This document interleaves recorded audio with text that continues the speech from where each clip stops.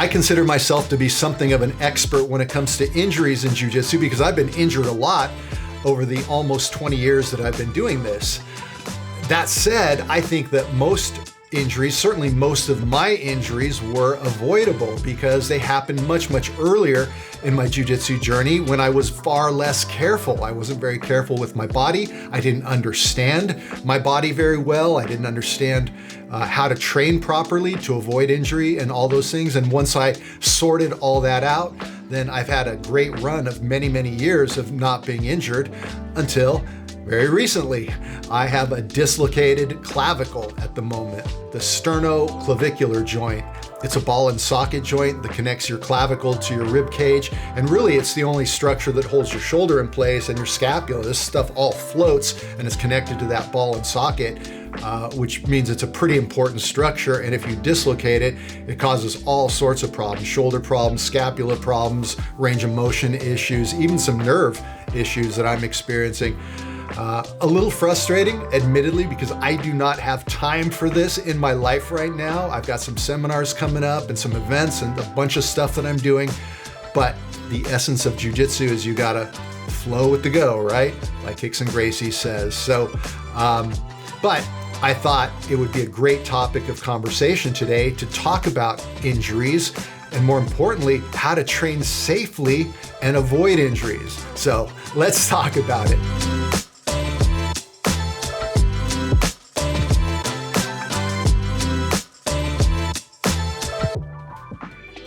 Before we talk about injuries, I want to mention that Old Grappler Summit, the 3-day training event down here in San Diego, California that I'm hosting for the over 40 crowd, has totally sold out. In fact, I'm shocked at how fast it sold out and how many participants signed up because we have a waiting list now.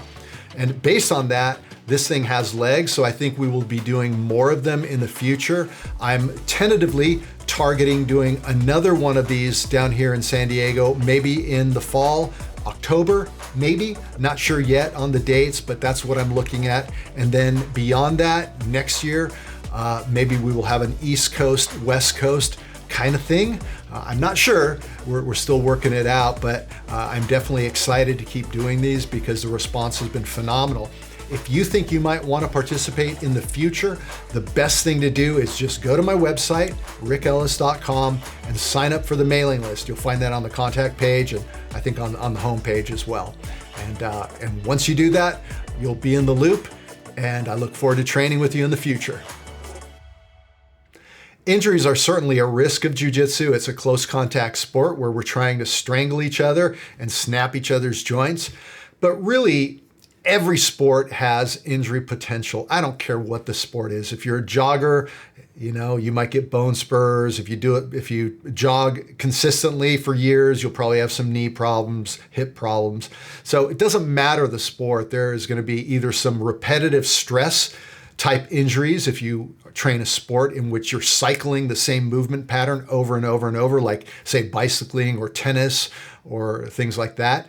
And then there's, sports where there's just more unpredictable movement, like football, like wrestling, like combat sports, like jiu-jitsu. So you can't eliminate risk entirely, but it's my conviction based on my own experience over almost 20 years that you can certainly minimize your risks of injury, and you can minimize them quite a bit. Most of my injuries happen much, much earlier in my jiu-jitsu journey, say white belt until about purple belt, into purple belt. I got injured a lot, including some big ones. I had to have back surgery for a blown disc. I was wrestling with a D1 wrestler one day and trying to match his pace, and I blew a disc out of my back. And I tore a rotator cuff around, about a year later, 2 years later, as a purple belt. So, I've had some big injuries requiring surgery, and I've had a lot of small stuff that was really avoidable, elbows popping because you didn't tap, an ankle that pops because you didn't tap or because you tried to escape too late and hurt yourself, those kinds of things. Here's the problem. When you're new at jiu-jitsu, you're simply going to be at higher risk. You are always going to be at higher risk at the beginning. Why? Because number one is you're not going to know your body all that well compared to how you're going to know it by the time you get to black belt, right? By the time, over the years, you will develop a deep, deep understanding of how your own body functions and how the human body generally functions, because we're constantly manipulating people's joints, trying to tap them. And so you'll develop a real intuitive understanding kind of deeply of how the human body works. It's funny because my girlfriend is a physical therapist and she's amazing. I can point to any part of my body and she will go on a dissertation about that body part and the underlying structures and all that stuff. But conversely, she's impressed with my intuitive understanding of how the human body works. I know how, joints work based on so many years of manipulating them. And so I think that with training comes not only the understanding of biomechanics, but also the understanding of when you're in danger, when you're at risk. In the early years of jiu-jitsu, a lot of times I would have real close calls where something happened that could have been an injury. And I didn't react quick enough, or I didn't, adjust myself in that moment so that the injury potential was eliminated. And so it's always been my belief that you have to kind of go through all those oh crap moments, I almost got hurt, in order to really understand what can go wrong in jiu-jitsu and which corrective steps you can take. And these days when I train, safety is my number one priority. Even if I'm training hard, I'm hammering hard, I'm playing the game, I'm doing the things I do, but still there's this underlying monitoring of when I'm in danger and when I'm not in danger. And I am constantly adjusting myself, in the face of, what my opponent is doing. Maybe they shift their weight in this direction, and I know if they keep going that way, there's some risk to my knee. So I'll preemptively kind of shift it so there's no more risk to my knee. And so you learn to make those adjustments and you become a much safer grappler.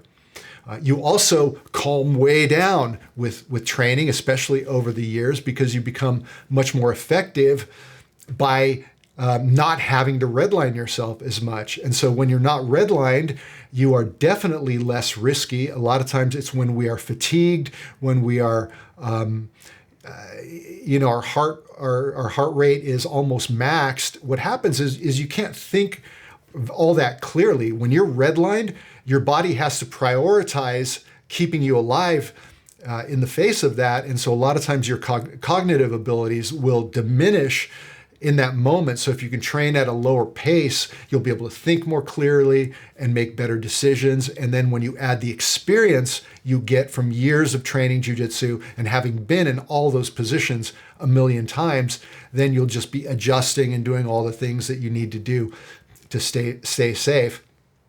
And I wish I could just download that information into beginners.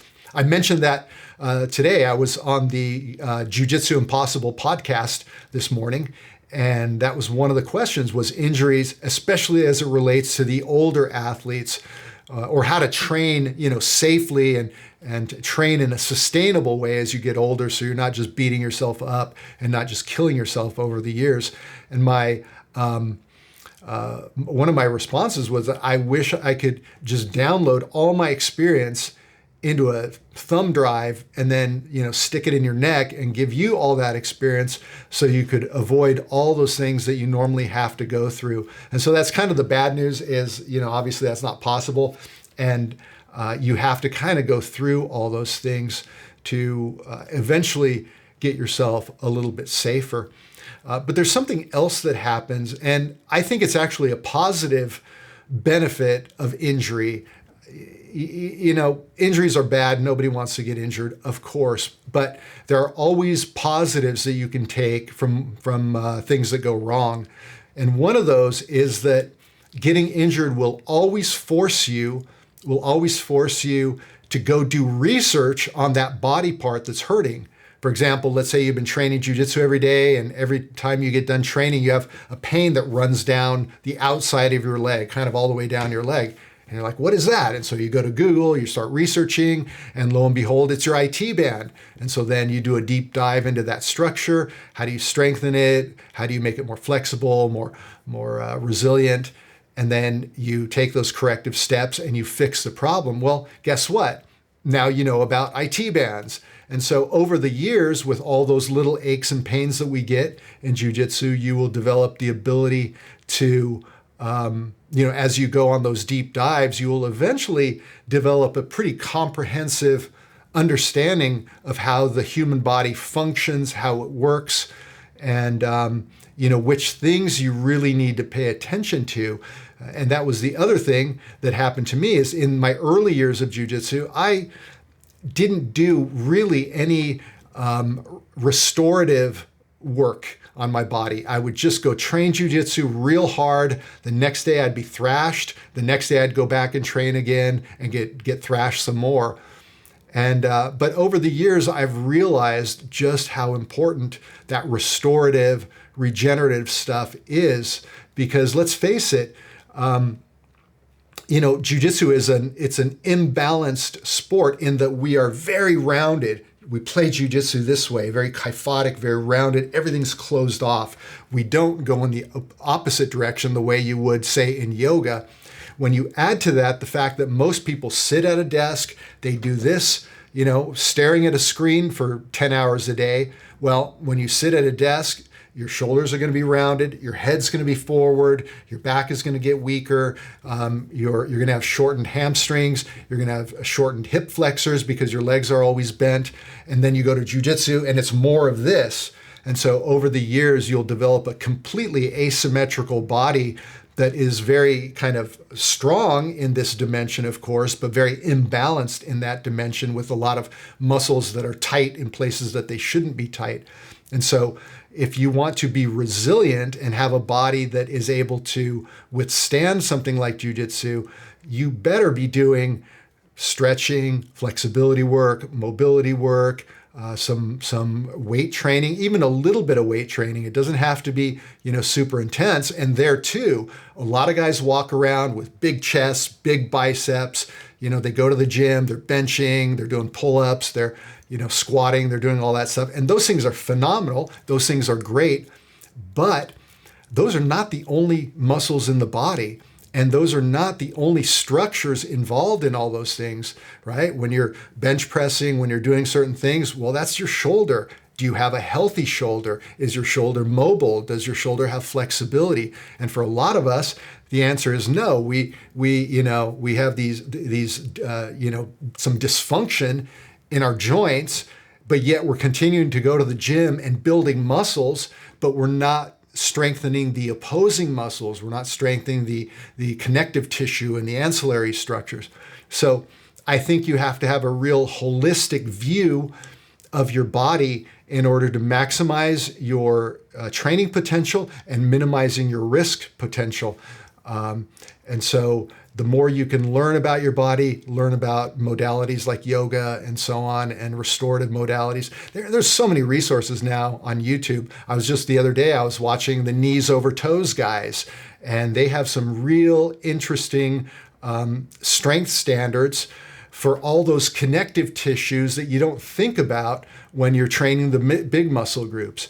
And there are other guys like that. There are a lot of guys that are thinking that way now. It's not just about getting strong. It's about getting strong in all dimensions, being flexible in all dimensions.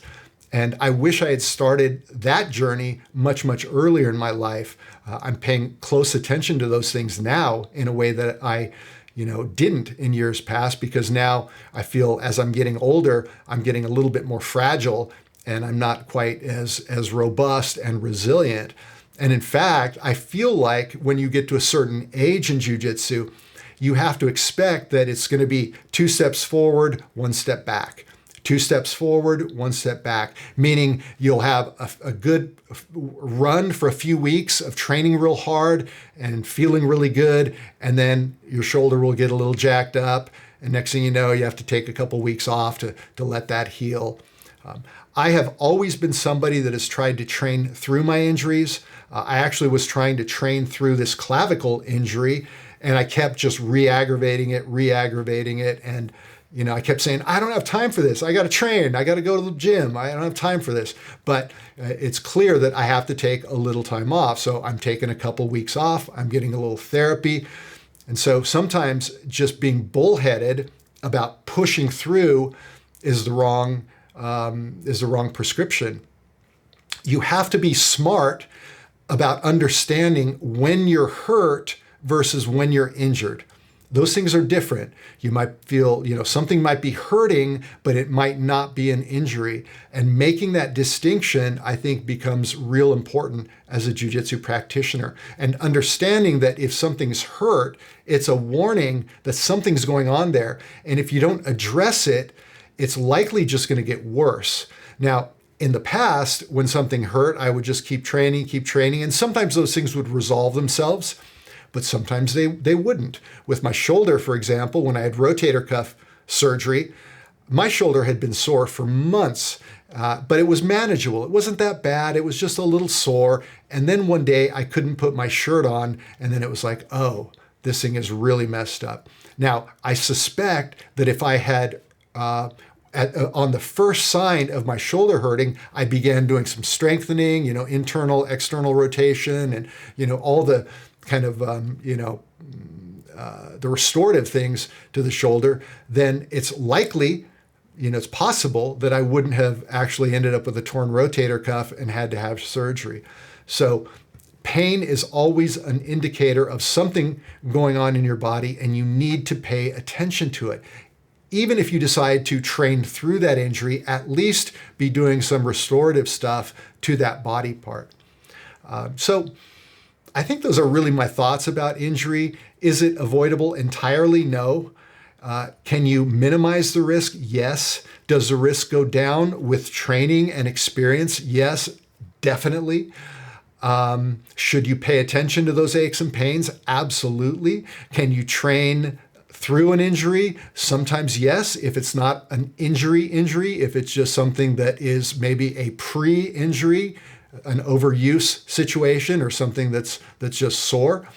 But if you're really hurt, then you need to just take time off and actually address it. And this becomes the frustrating journey of jiu-jitsu. If I could reclaim every day that I've had to sit out due to something hurting, I think I would have added years to my training. And I'm kind of, lament a little bit because I would be better at jiu-jitsu. And maybe had I been a little smarter when I started jiu-jitsu and really committed to yoga, really committed to strength and conditioning, really committed to doing the band work and all the extra stuff to strengthen the joints, the shoulder girdle, the capsule, all that I think my body would have been a little more resilient. And so that's what I'm in the process of trying to do right now. While I nurse this stupid little injury, which I don't have time for. I'm doing Old Grappler Summit in about 3 weeks, and then about 4 days later, I go to Europe. I've got a seminar in Holland, and then I'm going to Norway to meet up with Roy Dean for a belt promotion out there, one of his guys.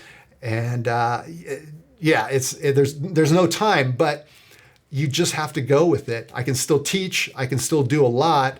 I may or may not be able to roll, but I guess we will see moving forward. So I wish you well. And if you're hurt, pay attention to it. If you're carrying around a lot of extra weight, that's hard on your joints. Be holistic about your body if you want. And the analogy on this podcast I used as well was if you race a car 3 days a week, 4 days a week, but you're not maintaining that car is going to break. It's not a matter of if, it's a matter of when. And the lifespan of that car is going to be very, very short.